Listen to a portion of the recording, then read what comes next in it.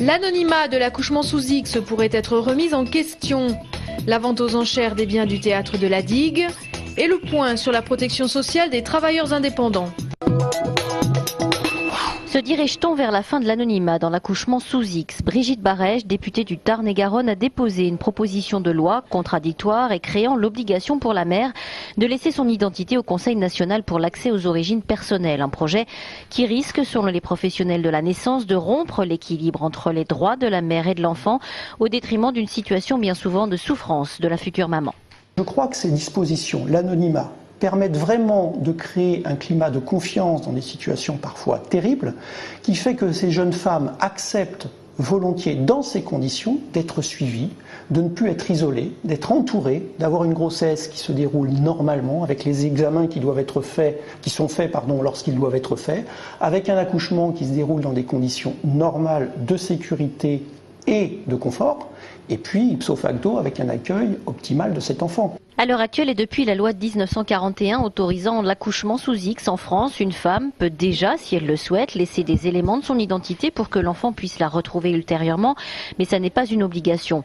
À l'hôpital Joseph Ducoing, chaque année, environ 5 femmes accouchent dans le secret. La plupart sont dans des situations sociales très précaires et souvent très jeunes, voire mineures. Ce soir, à l'hôtel de région, Martin Malvier et François Simon vont remettre les prix 2011 Handy Entreprises citoyennes. 7 lauréats, entreprises et associations, se sont distingués par leur politique de recrutement, de maintien et d'évolution de carrière de leurs collaborateurs en situation de handicap, l'une des premières sources de discrimination dans l'accès à l'emploi.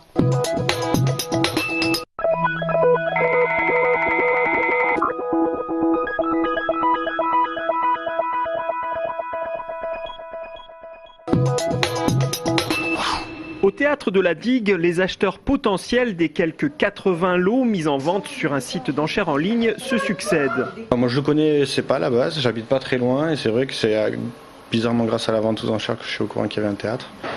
Je le découvre et je vois ce qu'il y a justement mis en vente. Il y a un potentiel dans les théâtres qu'il ne faut pas non plus laisser partir. Je pensais plus à tout ce qui est décor ou tout ce qui est vraiment scénique pour les théâtres. Hier, juste avant le début de la vente, le fonds documentaire a été retiré de la liste des biens. La région et la mairie ont décidé in extremis de racheter les quelques 20 000 ouvrages le constituant pour certainement les mettre à disposition au Conservatoire d'art dramatique.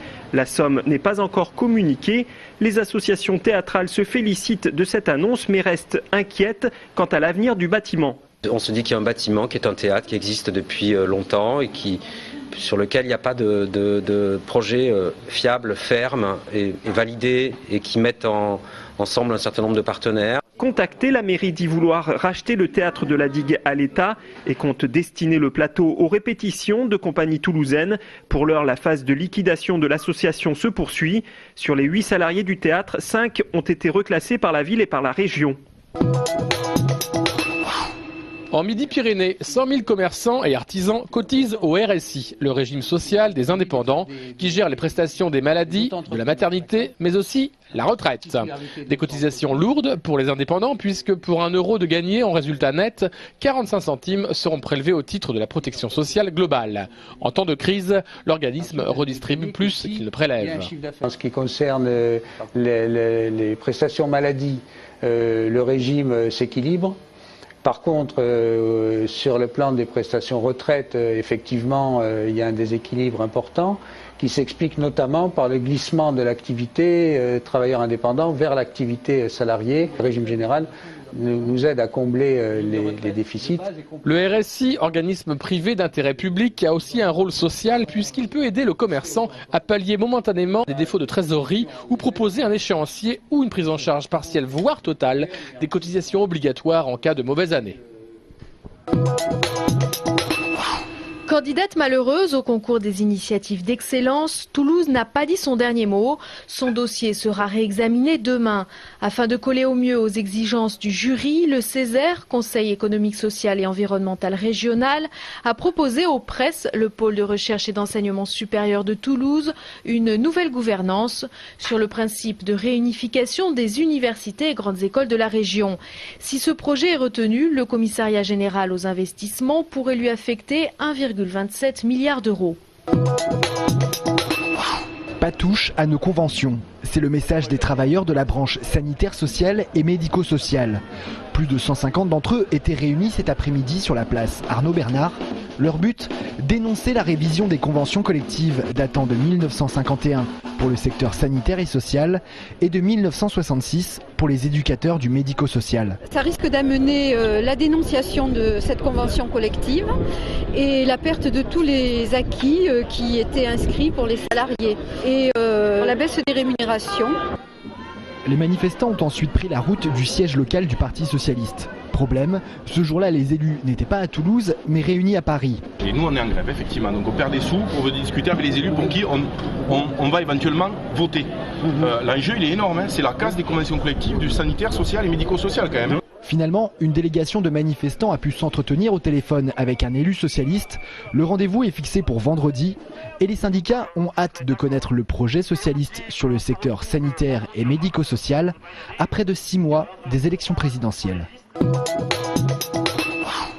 Grosse frayeur dans un laboratoire de la société Avogadro à Fontenille. Mardi, peu avant 16h, une explosion a blessé 3 salariés. Une erreur de manipulation de produits chimiques en serait la cause.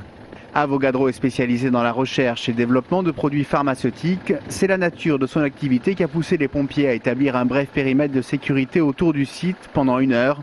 Plus de peur que de mal, les 3 salariés ayant quitté l'hôpital aujourd'hui et les activités de l'entreprise ayant également repris. La méconnue école des droits de l'homme, sise à l'Arche Marengo, fêtait ses 5 ans hier. Le but de ce lieu, promouvoir la connaissance et le respect des droits de l'homme auprès du jeune public. Sensibilisation, réflexion, c'est aussi un espace ludique et créatif. Cet après-midi, la Cité de l'Espace accueillait la finale régionale du concours de plaidoirie des lycéens pour les droits de l'homme. 10 équipes des lycées de la région ont plaidé pour gagner leur place à la finale nationale qui se déroulera le 27 janvier prochain devant plus de 1000 personnes au mémorial de Caen. De tout temps, le pouvoir a utilisé les faces et le décorum pour assurer son prestige et son autorité. L'exposition L'image et le pouvoir, le siècle des Antonins, présente les bustes des empereurs Trajan, Adrien, Antonin et Marc Aurèle. Précurseurs de la stratégie de communication politique, les empereurs codifient leur image au travers de sculptures incarnant la puissance, le pouvoir absolu et la grandeur personnifiée. Les monnaies impériales, témoins et relais du pouvoir absolu de l'empereur, viennent en complément des sculptures. L'exposition se tiendra jusqu'au 18 mars au musée Saint-Raymond, musée des Antiques de Toulouse, place Saint-Cernin.